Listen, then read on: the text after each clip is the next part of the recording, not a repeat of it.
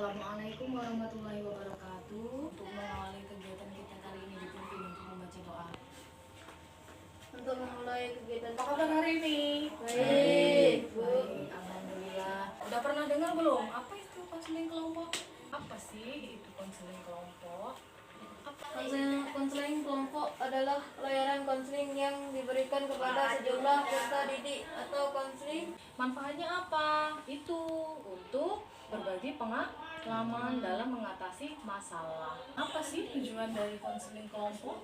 Untuk memfasilitas peserta didik atau konseling melakukan perubahan perilaku. Gimana tahapan dan cara konseling kelompok itu? Tahapannya itu ada namanya tahap awal, tahap perkenalan berantai di antara kalian, terus mengungkapkan masalah masing-masing dari kalian, dan nanti akhirnya akan dipilih satu masalah yang dianggap serius.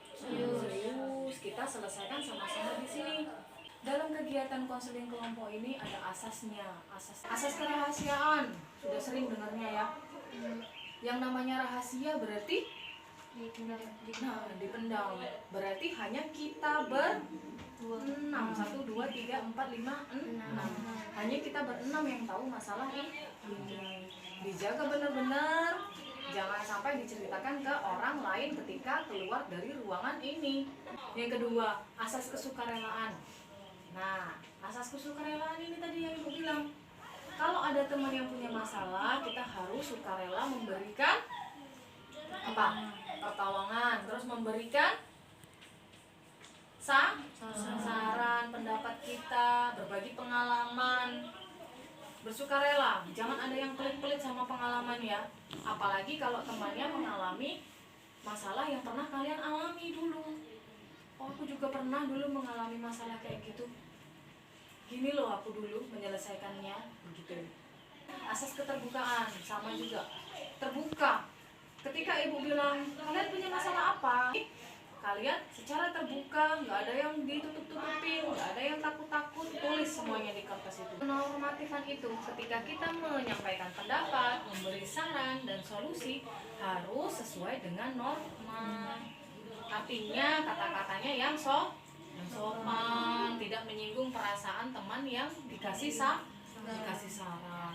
Kita sama-sama dulu membaca pernyataan menjaga kerahasiaan. Yang pertama dari atas dulu, sama-sama ya. 1, 2, 3. Jangan sampai ada yang keceplosan sama kawannya. Nah itu punya masalah kayak gini. Gak boleh kayak gitu. Sekarang perkenalan diri. Perkenalan diri secara berantai. Lanjut, Sinta. Terima kasih Juma yang biasanya dipanggil Juma yang mempunyai hobi memancing. Terima kasih Nuriman yang biasanya dipanggil Nuriman dengan hobinya yang bermain bulu tangkis. Perkenalkan, nama saya Sinta. Duitnya ketinggalan. Perkenalkan, nama saya Dwi. Terima kasih Dwi yang biasanya dipanggil Dwi yang memiliki hobi memasak. Perkenalkan, nama saya Sinta yang biasanya dipanggil Sinta. Hobi saya bermain voli. Sekarang Ibu akan menjelaskan layanan ini akan berjalan berapa waktu, yaitu 1 jam ke depan, 40 menit. Kita sepakat ya, 40 menit selesai. Nah, sekarang kita masuk ke tahap selanjutnya. Permainan dulu. Ketika Ibu bilang bebek, tepuknya 1 kali. Ketika Ibu bilang ayam, tepuknya 2 kali. Ketika Ibu bilang itik, tepuknya tidak jadi. Ayam, bebek. Oke, berarti udah siap semua. Harapan kita mengikuti konseling kelompok itu untuk memecahkan masalah melalui dinamika kelompok. Tujuannya tadi ya sama kayak harapannya semoga setelah keluar dari ruangan BK ini kalian terbebas dari masalah. Disinilah tempatnya untuk diungkap. Jadi semua kelompok harus terlibat aktif, anggota kelompok harus terlibat aktif. Khususnya dalam memberikan saran tadi, mengeluarkan pendapat sesuai dengan asas keterbukaan dan asas kesukarelaan. Sudah siap belum untuk memasuki tahap inti? Siap. Tugasnya, tanggung jawabnya sama kayak tadi. Nanti ada satu siswa masalah terpilih, yang lain memberi solusi. Topik yang akan kita bahas kali ini yaitu tentang cita-cita. Kira-kira sudah terbayang belum? Masalahnya itu. Kan ada yang belum dapat menentukan cita-cita. Harapannya apa setelah dari kegiatan ini? Yang tadinya belum dapat menentukan cita-cita bisa dapat Cita-cita. Nah, tujuannya apa? Yang tadinya punya masalah, belum dapat menentukan cita-cita, keluar dari ruangan ini bisa menentukan cita-cita. Tulislah masalah yang kalian alami. Apakah kalian sudah menentukan cita-cita? Apakah kalian belum menentukan cita-cita? Apa sebabnya? Tulis di situ semua. Gak usah takut-takut, gak usah malu-malu. Karena di sini ada asas kerahasiaan. Kalian telah selesai mengungkapkan masalah yang kalian alami dalam kertas itu. Sekarang saatnya kalian mengungkapkan masalah yang sudah kalian alami. Di sini, ungkapin di sini. Sekali lagi Bu bilang, nggak perlu takut, karena kita memegang asas kerahasiaan. Udah disimak masing-masing masalah dari teman-teman kalian? Udah Bu. Kira-kira masalah yang paling terberat yang perlu kita tolong masalah siapa? Cinta. Karena apa? Banyak masalah cinta karena pikiran dia terlalu terlalu berat, terlalu gimana ya? Terlalu ke arah negatif. Jadi dia belum dapat menentukan cita-cita. Kita sepakat untuk mengangkat masalah cinta? Sepakat? Sepakat. Oke, kita renungkan dulu. Sudah didengar masalah cinta ya? Anggap itu juga masalah kalian. Pernah nggak kalian mengalami masalah kayak gitu sebelumnya? Gimana solusinya? Apa sebabnya? Dan apa juga akibat dari pikiran-pikiran yang muncul di pikiran cinta itu sehingga dia belum dapat menentukan cita-cita. Mau direnungkan? Apalagi sangat disayangkan jika terdapat pikiran kalian jika cita-cita itu hanya untuk anak yang pintar, anak yang kaya, anak yang sekolah bagus, anak yang sekolah di kota. Bagaimana perasaan orang tua kalian? Apalagi mengetahui anaknya belum mempunyai cita-cita. Mereka tiap hari bekerja, tiap hari mencari uang, mengharapkan anaknya menjadi anak yang dapat dibanggakan untuk masa depannya nanti. Anak yang dapat dijadikan kebanggaan untuk keluarga. Banyak sekali kerugian yang kalian dapat dan rasakan dalam pikiran-pikiran seperti itu. Nilai yang selalu mendapat kecil membuat sedih orang tua karena nilai-nilai kecil itu. Alangkah merasa bersalahnya seharusnya diri kalian. Sampai kapan kamu akan membuat orang tuamu sedih? Sampai kapan? Buang jauh-jauh pikiran-pikiran negatif yang memenuhi otakmu itu. Mulailah menata cita-cita. Menata cita-cita. Jangan pernah takut untuk bercita-cita. Silahkan coba dibuka. Makanya kita sudah menemukan sebab sama akibatnya. Belum menemukan cita-cita. Tadi apa tujuan yang ingin kamu capai? Apa tujuan yang ingin kamu capai? Ingin dapat menentukan cita-cita. Itu tujuannya ya. Setelah direnungkan, setelah dipikirkan, ada hati orang tua yang perlu dijaga. Ada hati orang tua yang perlu dibahagiakan.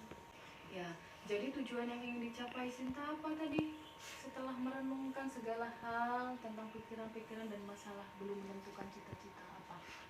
Saya dapat membuang pikiran-pikiran jelek yang ada di pikiran saya. Saya dapat mengubah perilaku untuk lebih semangat belajar. Kita malas nggak belajarnya? Makanya kalau kita udah punya cita-cita, pasti kita semangat untuk belajar. Pasti yang positif-positif itu otomatis langsung ikut. Kalau pikiran kita udah negatif, pasti perilaku negatif pun yang mengikuti, bukan perilaku yang positif. Paham? Untuk menyelesaikan masalah cinta, ibu menawarkan teknik menyusun pikiran-pikiran ulang lagi. Pikiran negatif dihilangkan, diganti dengan pikiran yang positif. Tuliskan di situ apa pikiran-pikiran negatif kamu tadi, apa, tulis di situ. Oke Sinta, sudah selesai menuliskan pikiran-pikiran negatif yang ada di pikiranmu ke dalam kertas itu? Sudah, Bu. Ya, coba diungkapkan sekarang pikiran negatifnya apa. Tidak mampu, orang tua tidak peduli. Jadi kita ubah dari pikiran negatif yang ada di pikiran Sinta ke pikiran yang positif. Pikiran negatif yang pertama tadi dia berpikir tidak mampu, orang tua tidak akan mendukung. Apa diubah ke pikiran yang positifnya apa, Jumai? Harus mampu dan yakin orang tua harus mendukung. Iya. Jadi Sinta harus mampu, yakin kalau mampu. Semua orang itu mempunyai kelebihan dan kekurangan. Orang tua itu pasti dukung selagi hal itu positif. Yang kedua, pikiran negatifnya, sekolah yang jelek membuat Sinta tidak percaya diri untuk memiliki cita-cita. Yuk, coba Rahma. Harus percaya diri. Cita-cita adalah hak semua orang. Jangan berfokus pada keadaan sekolah. Nah, itu kualitas diri kita tunjukkan. Belum tentu yang sekolahnya bagus, kualitas dirinya bagus. Yang ketiga, apa pikiran negatifnya? Dapat nilai kecil paling membanggakan. Dapat nilai kecil yang membanggakan. Nurima, menurut kamu gimana itu pikiran yang negatif itu? Bisa diubah ke positif gimana? Harus belajar dengan dia. Apa benar nggak pikiran Sinta itu nilai kecil itu membuat dia bangga? Bangga nggak kalau dapat nilai kecil? Malu. Harusnya malu. Terus berusaha memperbaiki diri untuk mendapat nilai yang lebih besar.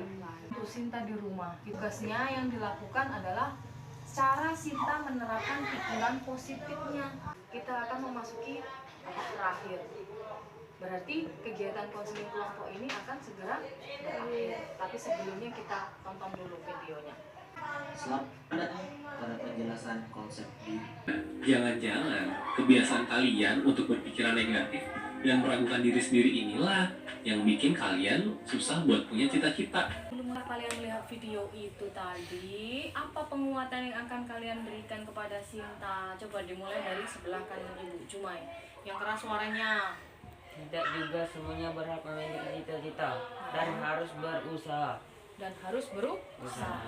Terus, Kamu harus membuka pikiran positif dan membuang pikiran negatif untuk masa depanmu. dari lama? Kamu harus semangat, rajin belajar. Nah, itu sudah dipikirkan Sinta dari teman-temannya, motivasi, penguatan, dan solusi dari teman-teman sudah dipikirkan? Sudah diingat-ingat? Sudah diingat. Sekarang apa kesimpulan yang dapat ditarik dari masalah yang dibahas? Masalah Sinta tadi. Kesimpulannya apa? Cita-cita adalah hak semua orang. Tidak harus dia yang kaya, tidak harus dia yang sekolah bagus. Yang penting mempunyai kualitas diri yang positif. Itu intinya. Nanti Ibu akan bagikan lembar evaluasi, kalian isi, kalian lengkapi, nanti dikumpul lagi kepada Ibu.